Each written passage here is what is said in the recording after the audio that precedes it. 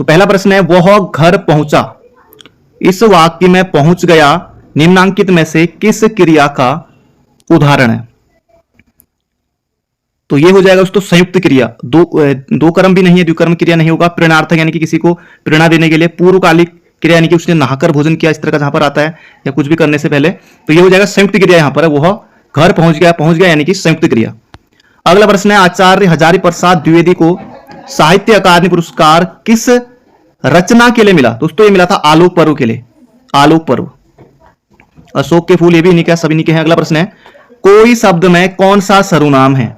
अब कोई में दोस्तों प्रश्नवाचक तो है नहीं, निजवाचक इसे भी हटा देंगे, पुरुषवाचक भी नहीं, तो ये हो जाएगा कोई कुछ अनिश्चयवाचक सर्वनाम। अगला प्रश्न है, वर्ण विच्छेद आपको करना है। प्रश्न का वर्ण विच्छेद, अब जरूरी नहीं है दोस्तों यही प्रश्न आए, वर्ण विच्छेद किसी भी शब्द का आ सकता है। आप ऑप्शंस पर जाएंगे और सीधे उत्तर पर पहुंच जाएंगे। प्रश्न पौ के बाद दोस्तों अ आ गया, देखिए यहां पर भी अ आ गया। प फलंत रहेगा, र फिर अ, फिर सौ नौ अ, तो ऑप्शन नंबर दोस्तों बी बनेगा इसका सटीक उत्तर। अगला है, सुरसरी किसका पर्यायवाची है? तो सुरसरी दोस्तों ये सुरसरी, जानवी, गंगा का दोस्तों पर्यायवाची है, ऑप्शन नंबर डी। अगला प्रश्न है दोस्तों, जो सज्जन होता है उसका सभी लोग आदर करते हैं। दोस्तों काफी अच्छी बात कही गई है। तो शुरुआत में देखिए दोस्तों जो आ गया है तो ये हो जाएगा मिश्र वाक्य। स्पर्श संघर्षी व्यंजन है, बिल्कुल आसान है। चौ छौ जौ झौ, स्पर्श संघर्षी, ऊष्म संघर्षी, सौ सौ सौ सौ ह। अगला है, कौन सा शब्द अव उपसर्ग लगकर नहीं बना है? अवनति में अव है, अवगुण में अव है, अवकाश में अव है, तो इसका सही उत्तर हो जाएगा ऑप्शन नंबर बी। अगला है, निम्नांकित शब्दों में पुल्लिंग। ज्योत्सना दोस्तों वर्तनी में भी याद रखेगा, तो और सौ दोनों आधे रहेंगे। ज्योत्सना स्त्रीलिंग है। संहिता, मुदिता, गुणदोष, इसके गुणदोष, तो ये दोस्तों पुल्लिंग हो जाएगा ऑप्शन नंबर बी। पानी पीकर घर पूछना मुहावरे का अर्थ है। तो मुहावरा लोकोक्ति दोस्तों आजकल एक कुमाऊनी गढ़वाली में भी बन जाएगा वहां पर। तो पानी पीकर घर पूछना दोस्तों ये हो जाएगा काम निकलने के बाद सोचना, ऑप्शन नंबर बी। सौभाग्य न सब दिन सोता है, सौभाग्य शब्द है, सौभाग्य दोस्तों हो जाएगा तत्सम। अधिशासी यहां पर लिखना है आपको, ये देखिए ये 100 गलत, ये 100 गलत, और यहां पर भी यही है।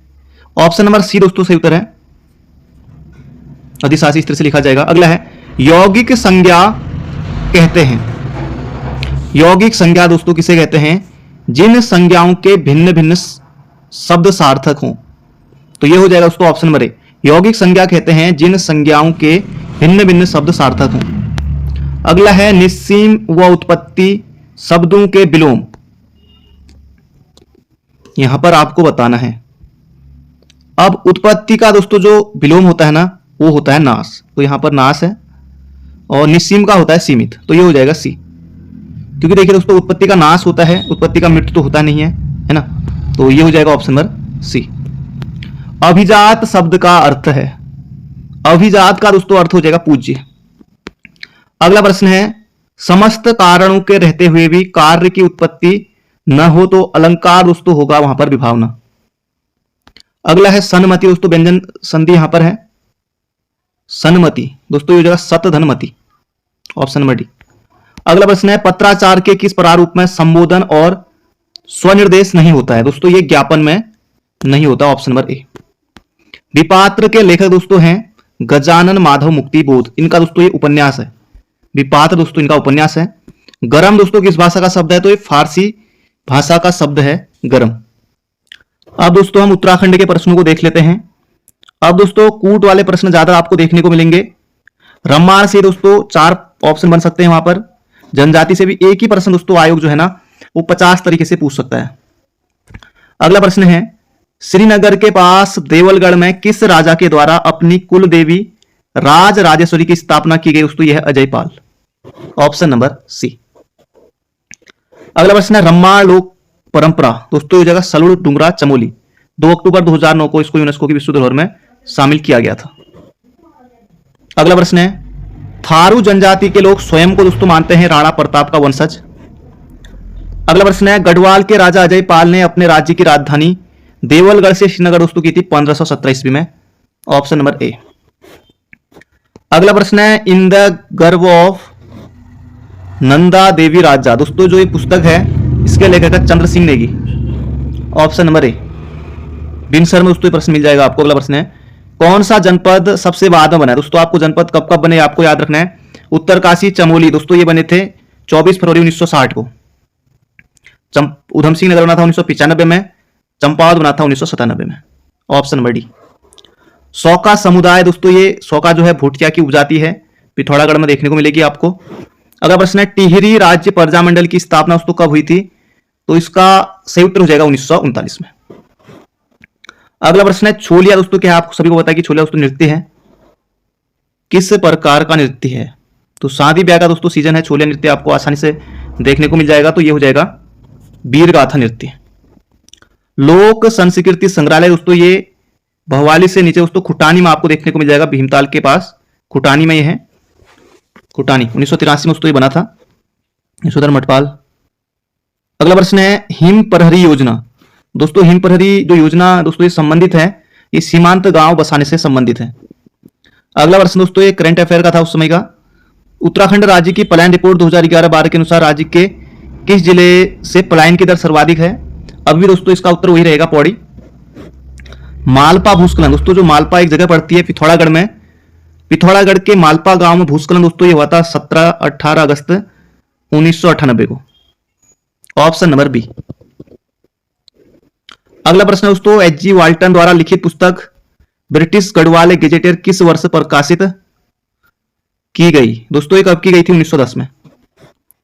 अगला प्रश्न है उत्तराखंड के किस जनपद में सर्वाधिक राष्ट्रीय उद्यान एवं अभ्यारण्य दोस्तों चमोली में देखने को मिलेंगे। ट्रेल ने 80 साल बंदोबस्त दोस्तों किया था 1823 ईस्वी में, संवत 1880 का था। अगला प्रश्न है पाली बौद्ध साहित्य में उत्तराखंड को कहा गया दोस्तों हिमवंत कहा गया है। अगला प्रश्न है उत्तराखंड के प्रथम स्वतंत्रता संग्राम सेनानी कालू मेहरा ने 1857 ईस्वी में कौन सा गुप्त संगठन बनाया था दोस्तों। ये बनाया था क्रांतिवीर नामक गुप्त संगठन बनाया था। अगला प्रश्न है देहरादून जिले का लोहारी गांव डूब गया दोस्तों, उस समय बहुत चर्चा में रहा था। तो लोहारी गांव दोस्तों किस परियोजना के कारण डूबा था ये। तो ये दोस्तों डूबा था, इसका सही उत्तर हो जाएगा ब्यासी जल विद्युत परियोजना। कुली बेगार आंदोलन दोस्तों 13-14 जनवरी 1921। लंपियाधुरा दोस्तों दर्रे जो है किसको जोड़ते हैं, पर्वतों की ऊंचाई। ये सब दोस्तों याद रख लीजिएगा क्योंकि प्रश्न यहां से अक्सर बनता है। लंपियाधुरा दोस्तों पिथौरागढ़ एवं तिब्बत को जोड़ता है। रवाई आंदोलन दोस्तों ये कब हुआ था, ये हुआ था 1930 में। सतोपंथ हिमनद दोस्तों ये अलकनंदा का उद्गम स्थल है। अगला प्रश्न है हेमती नंदन बहुगुणा गढ़वाल विश्वविद्यालय कब केंद्रीय विश्वविद्यालय का दर्जा इसको दोस्तों दिया गया था। दोस्तों ये दिया गया था 15 जनवरी 2009 को। अगला प्रश्न है देवी दुर्गा से प्राप्त महापाषाण कालीन समाधियों की खोज दोस्तों की थी हेनवुड ने। Option number B. उत्तराखंड पुरातत्व का जनक दोस्तों हेनवुड को ही कहा जाता है। हिंदू प्रसिद्ध तीर्थ स्थल जागेश्वर में मुख्य देवता, जहां पर भी दोस्तों स्वर दिखाई दे तो वहां पर दोस्तों भगवान शिव की पूजा होती है। दोस्तों कोई भी मंदिर आप जहां पर भी स्वर, चाहे आप रामेश्वरम या कुछ भी कहिए दोस्तों, जो भी जहां पर भी आपको अंत में स्वर दिखाई दे तो सीधे आप भगवान शिव टिक कर सकते हैं। अगला प्रश्न है उत्तराखंड प्रोजेक्ट शिक्षा प्रारंभ करने वाला दोस्तों उस समय का करंट अफेयर है। तो ये कौन सा भारत का राज्य दोस्तों बना था उस समय, ये पूछा गया था। तो ये पहला था। अगला प्रश्न है कुमाऊं का अंतिम गोरखा सूबा दोस्तों कौन था, ये यहां पर पूछा गया है। इसका सही उत्तर हो जाए दोस्तों चौतरिया बमसा। अगला है हरिद्वार से बद्रीनाथ तथा केदारनाथ जाने वाली सड़क का निर्माण कराया था दोस्तों, किसने निर्माण कराया था, ये कराया था ट्रेल ने। कालसी के समीप राजा सील वर्मन से संबंधित ऐतिहासिक स्थान दोस्तों यह है जगतग्राम देहरादून में पड़ता है। अगला प्रश्न है गढ़वाल राइफल का गठन किस सन में किया गया था दोस्तों, 1887 में किया गया था, 5 मई 1887 को। अगला प्रश्न है स्वतंत्रता पश्चात किस वर्ष नैनीताल को उत्तर प्रदेश की ग्रीष्मकालीन राजधानी बनाया गया दोस्तों, 1962। अगला दोस्तों प्रश्न है निम्न में से कौन सा युग्म सुमेलित नहीं है। छिब्रो दोस्तों टॉन्स पर है, छिब्रो जल विद्युत परियोजना। मनेरी भाली दोस्तों भागीरथी पर, लखवाड़ यमुना पर। ब्यासी दोस्तों पिंडर नहीं होगा, ये ब्यासी दोस्तों ये हो जाएगा यमुना। तो इसका सूत्र ऑप्शन नंबर बी।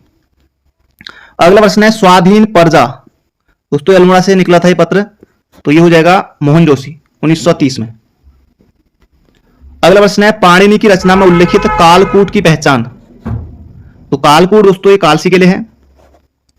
उत्यासु जल विद्युत परियोजना दोस्तों अलकनंदा पर है। उत्तराखंड में पहला एम्स सैटेलाइट सेंटर दोस्तों ये कहां किच्छा में बनाया गया था। कोशिका घटवार दाजू दोस्तों यह शेखर जोशी की। हरेला पर्व दोस्तों ये कब मनाया जाता है, तो बरसात में मनाया जाता है। उत्तराखंड में पहला किसान समृद्धि केंद्र दोस्तों ये कहां पर, तो ये रुद्रपुर में खोला गया था। अगला प्रश्न है दोस्तों यहां पर, ये पहला प्रश्न करंट अफेयर का, इसे छोड़ देंगे, आगे बढ़ते हैं। भारतीय संविधान के अनुच्छेद 51 में अंतरराष्ट्रीय शांति और सुरक्षा के बढ़ावे के लिए कहा गया है, यह अनुच्छेद है। तो राज्य के नीति निर्देशक तत्व दोस्तों इसका सही उत्तर है। अगला प्रश्न है मौर्य प्रशासन में किस अधिकारी के पास मुद्रा नीति पर नियंत्रण रखने का कार्यभार था। दोस्तों ये जगह लक्षणाध्यक्ष। अगला प्रश्न है कौन सा विषय भारत की संविधान की 11वीं अनुसूची का भाग नहीं है। धांसू प्रश्न है दोस्तों। गरीबी उन्मूलन कार्यक्रम है, महिला एवं बाल विकास ये भी है, तकनीकी प्रशिक्षण और व्यावसायिक शिक्षा ये भी है। ऑप्शन नंबर ए इसका सही उत्तर दोस्तों ये इसमें नहीं है। जैव सांख्यिकी जिसके अंतर्गत जन्म एवं मृत्यु का पंजीकरण भी है दोस्तों ये नहीं है। अंडमान निकोबार एवं लक्षद्वीप समूह समेत भारत की संपूर्ण तट रेखा की लंबाई दोस्तों 75-16 किलोमीटर है। सल्तनत काल में बाजार नियंत्रण नीति को लागू करने वाला सुल्तान दोस्तों इसका सही उत्तर हो जाएगा अलाउद्दीन खिलजी। दोस्तों रीजनिंग के प्रश्न है, आसान आसान प्रश्न है, 10 प्रश्न करीब इनकी संख्या है, 10 ही प्रश्न पूछे जाते हैं, तो इन्हें सॉल्व कर लीजिएगा। यह है प्रश्न रीजनिंग का। यहां पर खाली संख्या बतानी है कि क्या आएगा। यहां पर प्रश्नवाचक चिन्ह के स्थान पर त्रिभुजों की संख्या बतानी है, त्रिभुज और वर्ग कितने हैं। अगला है अर्थव्यवस्था के तृतीयक क्षेत्र के अंतर्गत कौन सी सेवा सम्मिलित है। पशुपालन दोस्तों पहले में आता है, खनन ये भी नहीं होगा, इसका सही उत्तर होगा संचार। नए संसद भवन की आधारशिला दोस्तों मोदी जी ने कब रखी थी, ये भी करंट अफेयर था उस समय का। ये रीजनिंग का प्रश्न है।